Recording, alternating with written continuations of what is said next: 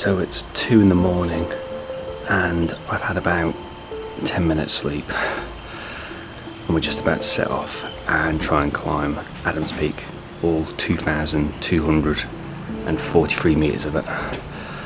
I don't feel particularly prepared or in the right condition for it, but yeah, I'm sure I'll feel fine once I get started and I wake up a little bit. So now it's a bit of a race against time to get to the summit before sunrise, which happens I think about 10 past 6ish or 6:15ish, that sort of time. So yeah, we better get going.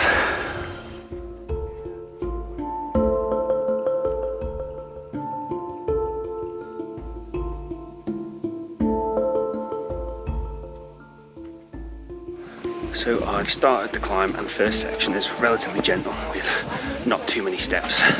So I think it's meant to ease you in to some extent.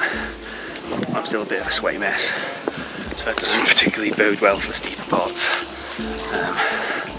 But yeah, it's clearly set up for a mass pilgrimage coming up here, because the first section is absolutely dominated by shops.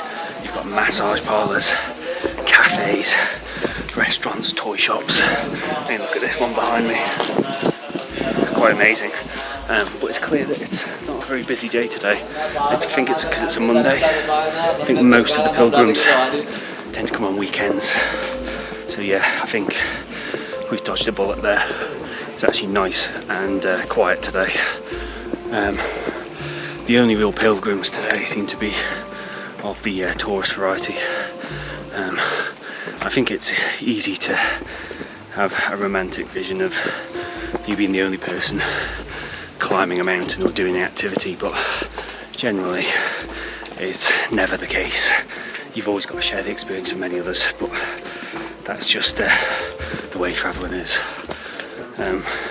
Thankfully the route is pretty well lit. There's a street light every 20 or 30 metres, so yeah, no need for any torches or anything. So far so good. So the steps are absolutely relentless at the moment. We've got to the steep bit and it's just step after step after step. So I'm feeling a little bit out of breath. Hi. Hi. So I think this is showing my lack of fitness for what it really is at the moment.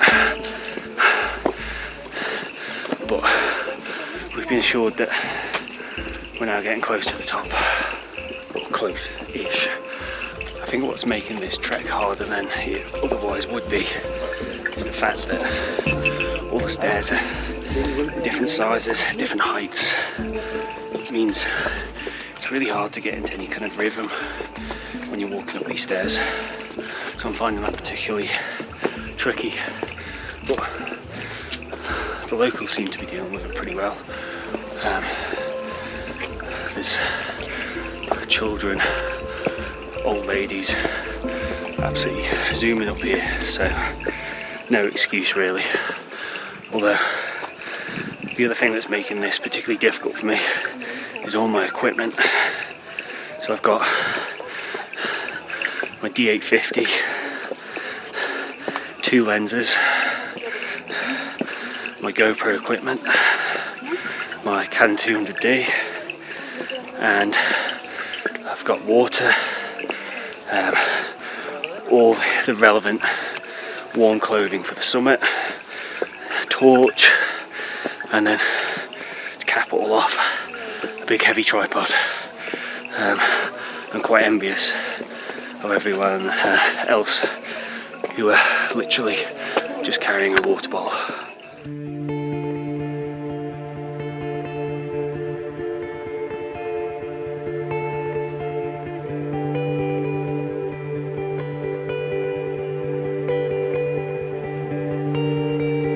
Getting close to the summit now, so I don't think there's too much further to go.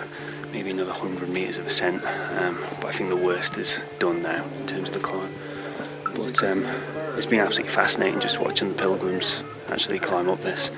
We literally just had someone go past on their deathbed, being carried up in a stretcher. And for me it really hammered home the significance of this place to the people here. It's definitely more than a tourist attraction. So yeah, that's been fascinating to see. First impressions on the view are good as well. Out behind me, you can't see much on the footage, but you can see over the plains of Sri Lanka at the moment, all the city lights twinkling away. Looks like visibility is going to be pretty good today, so yeah, looking forward to getting to the summit.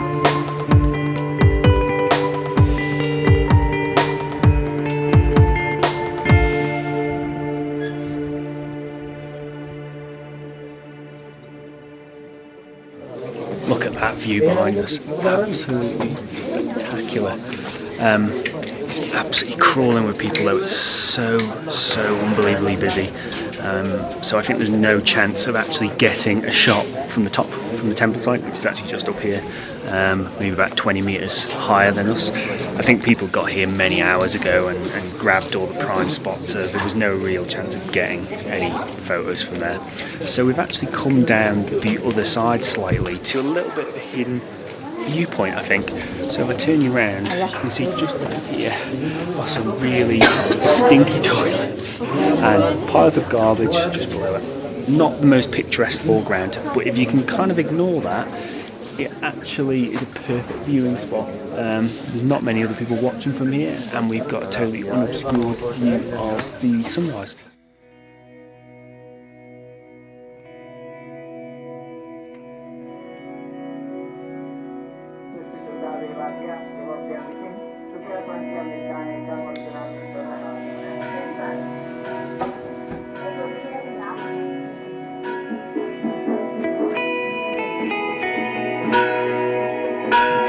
So we've just had a sunrise, and what a sunrise it was, absolutely magnificent.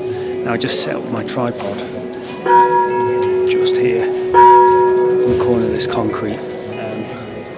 Quite a nice little spot actually.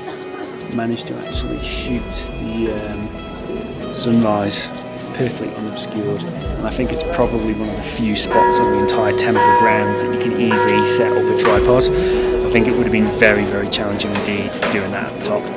In terms of composition, I shot two compositions. I shot one wide angle at 28mm to try and get as much of this scenery in as possible, and the other one I went in a lot closer. I think I went in about 50mm to capture the lake in the background. You may not see it a little bit more clearly. In terms of settings, I shot at f13 ISO 64. But my exposure times were constantly changing because as the sun was rising, it was constantly changing the exposure. So every couple of seconds I was having to change it. So I'm not sure what the final image that I use, what exposure that will be at, but I'll put it down in the description for you.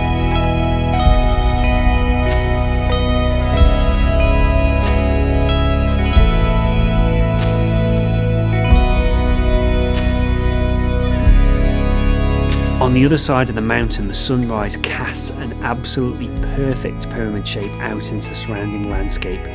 Following sunrise, I quickly rushed round the other side to grab an image of this.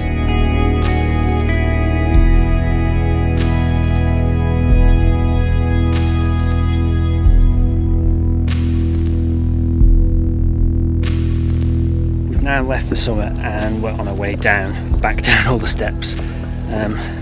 I've been told that this bit is worse than the ascent, but yeah, I'll let you know on that one.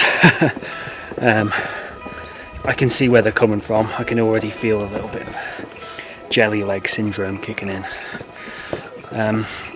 As for photography, I would say the window for getting good shots probably lasted about half an hour.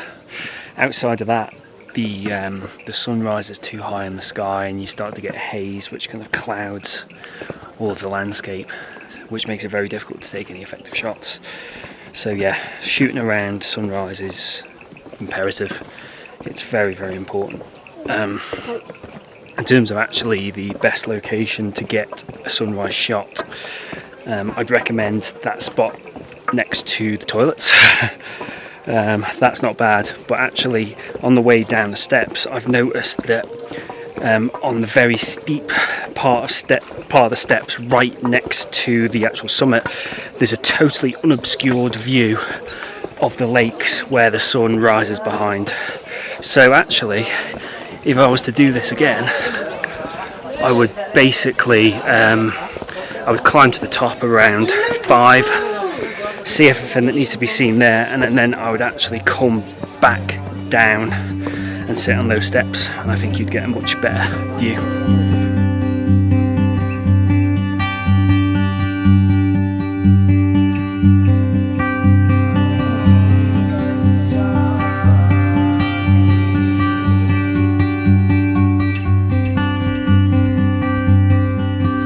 So I'm pretty much at the bottom now, and the steps haven't been all that bad, to be honest. I've encountered far worse on my travels in other locations, so the actual physical challenge of this trek hasn't been that severe, which is good, because I don't feel particularly too tired.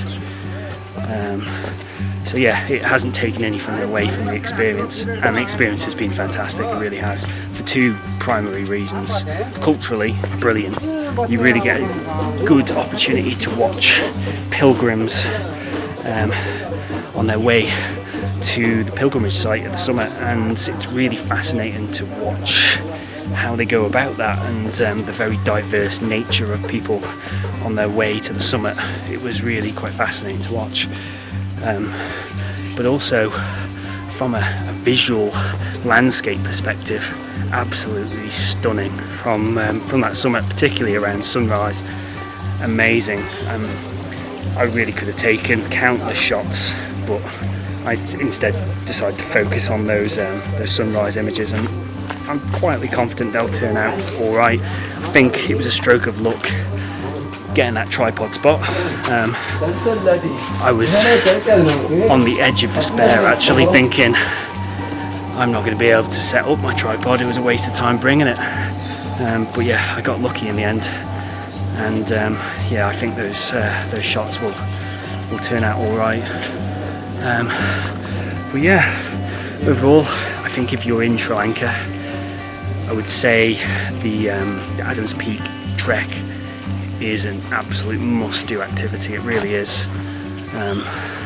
One of the standout experiences from my time here, my brief time here so far. So yeah, it's yeah, an absolute must-do.